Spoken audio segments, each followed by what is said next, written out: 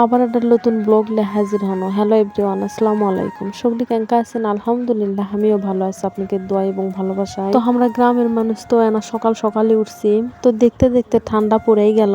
সকালে ঘুম থেকে উঠে এনা ঠান্ডা ঠান্ডা লাগিচ্ছে। তো সকালে ঘুম থেকে উঠে আমার কামড়াই হচ্ছে পত্তার গাছ, বাগুনের গাছ পরিদর্শন করা। তো তার সাথে অল্প এনা ধনেও লাগাছি। এখন এনা ঠান্ডা ঠান্ডা পড়ছে, কি এনা শুতে থাকবেন নাও শান্তি নেই হাঁসের জ্বালায়। সকাল হতে না হতে তাকে প্যাক পেকি শুনতে শুনতে মাথার বিষ উঠবি।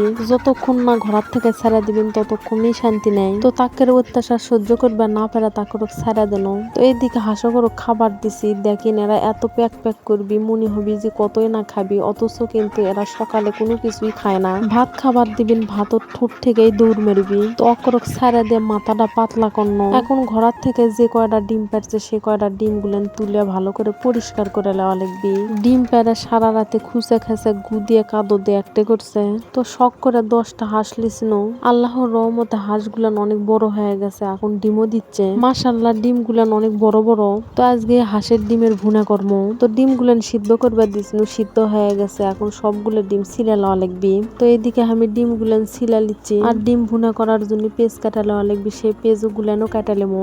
এখন ডিম গুলান তেলত দেয় না ভেজালেমো। তো তেলের মধ্যে দিয়ে দিন হলদি আর লবণ, যাতে ডিম গুলান না লাগে। তো আমি ডিম ভাজার টাইমে হলদি দেই না, আজকে কোনো মন চালে ওই জন্যই হলদি দিছি। হলদির যে রং রে বাবা, অল্পে আনা হলদি দিছে আর ডিম গুলান কেঙ্কা টকটকা হয়ে গেছে। তো আপনারা সগলি তো ডিম ভুনা করবা পারেন। তো ভাবনো আমি আপনাদের সাথে সব ভিডিও শেয়ার করি, তো আজকে ডিম ভুনাটাও শেয়ার করি, তো তাই আর কি ভিডিও করা। তো এইদিকে ডিমের তেলের মধ্যে দিয়ে দিছিল পেঁয়াজ। তো পেঁয়াজ দিয়ে পেঁয়াজ আনা উল্টা পাল্টা পেঁয়াজ আবার পরে তেল দিয়ে দিছি। তো তারপরে পেঁয়াজের ভিতর দিয়ে দিন তেজপাতা, কালো ফল, সাদা ফল, দালচিনি, তো যাক আর কয় কি গরম মশলা।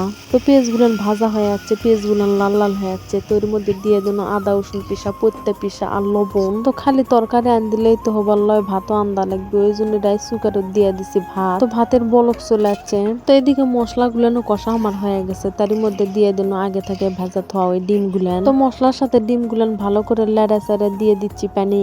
তো পরিমাণ মতন পানি দিয়ে দিন। এখন দিয়ে দেবো আমি ডালের বড়া। তো এর আগে ডিমের সাথে বড়া দিয়ে খাইনি, তো মাছ দিয়ে যদি খাই তো ডিম দিয়ে খালে কি সমস্যা, ওই জন্য আজকে ডিম দিয়ে খাইয়া দেখিচ্ছি কেঙ্কা লাগে খেতে। তো খাতে কিন্তু খুব একটা খারাপ হয়নি, আমার কাছে ভালোই লাগিছে। তো কিছু কিছু খাবার ইনকা করে নিজেকে আবিষ্কার করা লাগে। তো তরকারি আমার হয়ে গেছে, তরকারি গুলান আমি একটা ব্যাটিত নামে লিছি। তো তরকারি দেখতে খুবই সুন্দর লাগিচ্ছে। তো আমার ভিডিও এই পর্যন্তই। সবলি ভালো থাকবেন, সুস্থ থাকবেন, আর আমার ভিডিও লাইক কমেন্ট শেয়ার করে আমার পাশে থাকবেন। আল্লাহ হাফেজ।